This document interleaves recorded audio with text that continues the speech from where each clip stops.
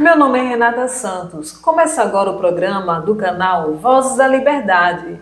Este faz parte das atividades terapêuticas da oficina Olhares. O dia 5 de maio marcou a passagem do Dia Nacional do Uso Racional de Medicamentos, data criada com o objetivo principal de alertar a população sobre os riscos que a automedicação pode trazer para a nossa saúde e qualidade de vida. Você sabia que alguns cuidados são fundamentais quando falamos de uso racional de medicamentos? Dentre eles, destaca-se a utilização da dose correta, seguir a indicação médica quanto à dose e o tempo de uso, ter cuidado na hora de armazenar e também descartá-los de forma adequada.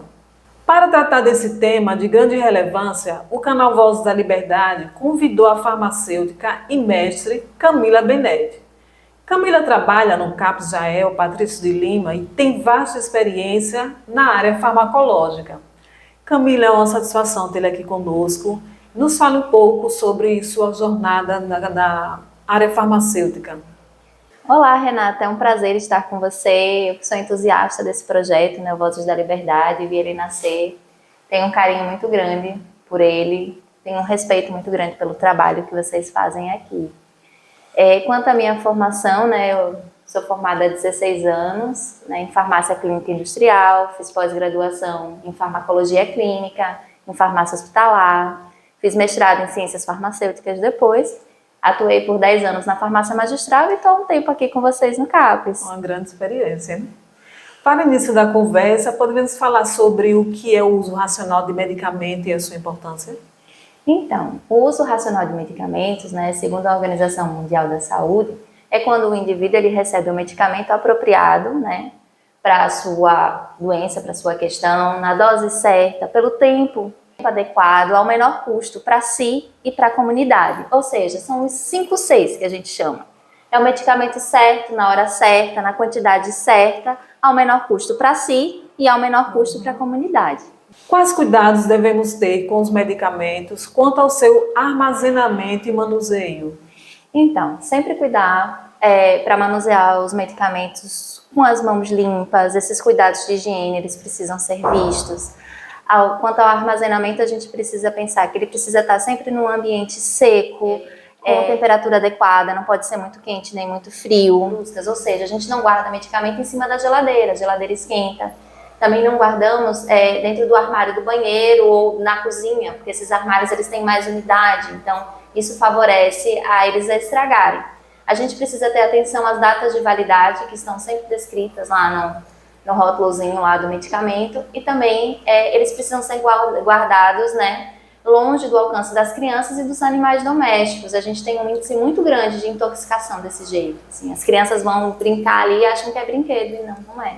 Camila, quem tem direito a medicamentos psicotrópicos e dispensados na rede pública de saúde e o que é necessário para ter esse acesso? Primeiramente, é interessante a gente saber o que é esse medicamento psicotrópico.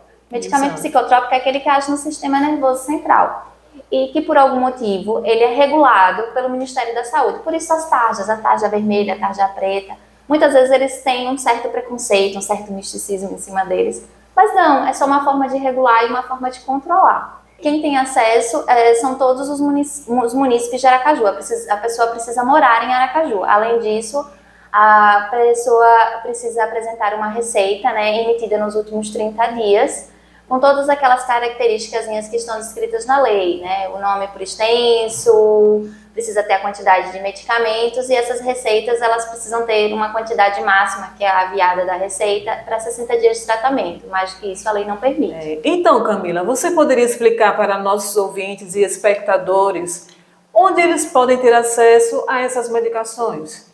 Bem, para aqueles que já são acompanhados pelo CAPS, eles podem ter acesso a esse medicamento dentro do CAPS. Para aqueles que não são acompanhados, eles precisam acessar, né, as unidades de saúde da família que possuem psicotrópicos. Elas são o Augusto César Leite, Geraldo Magela, Dona Sinhazinha, Marques de Carvalho, Oswaldo de Souza, Francisco Fonseca, Anália Pino e o José Calumbi. É interessante que eles passem nas unidades que ele já é mais próximo da casa deles e vejam qual é a unidade que faz referência para a unidade deles, né? Nosso serviço é todo interligado em rede.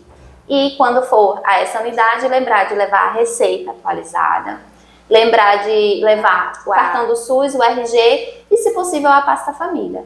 Camila, nos fale agora sobre as consequências de quem faz uso irracional das medicações, em especial das psicotrópicas. Então, Renata, a primeira grande consequência que a gente precisa elencar é o não tratamento ou alívio dos sintomas que se esperava. Além disso, a gente pode mascarar outros sintomas ou dificultar o diagnóstico de algumas doenças. Outra consequência importante é o risco de intoxicação, de alergia, de fazer uma interação medicamentosa com outros fármacos que se esteja tomando ou com alimentos.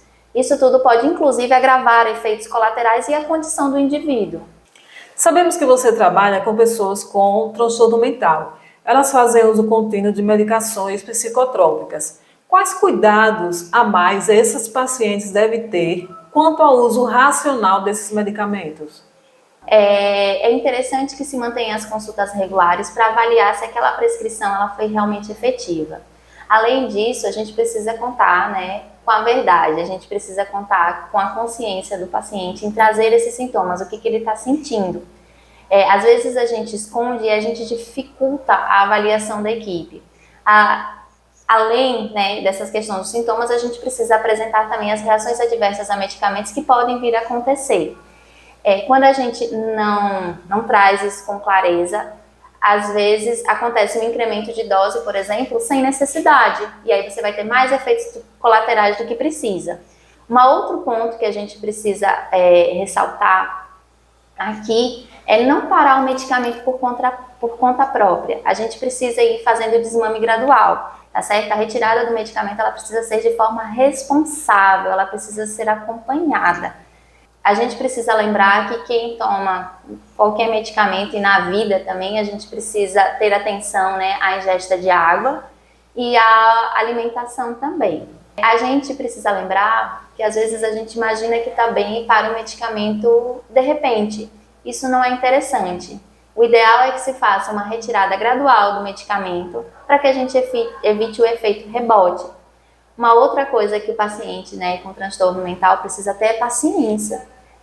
Boa parte desses medicamentos que agem lá no sistema nervoso central, eles demoram um tempo para começar a agir, mas eles são uma importante ferramenta no alívio dos sintomas desses indivíduos. Chegamos ao fim da nossa entrevista, foi muito importante os esclarecimentos, as informações. Camila, deixa agora suas considerações finais para quem está nos ouvindo e também nos assistindo. Então, Renata, eu quero agradecer esse convite e quero ressaltar que tenham atenção à automedicação, que é uma prática tão comum nos brasileiros, chegando a ser praticada por 80% deles de forma corriqueira, que sempre se informem, procurem os profissionais que lhe dão assistência e tenham mais cuidado no dia a dia.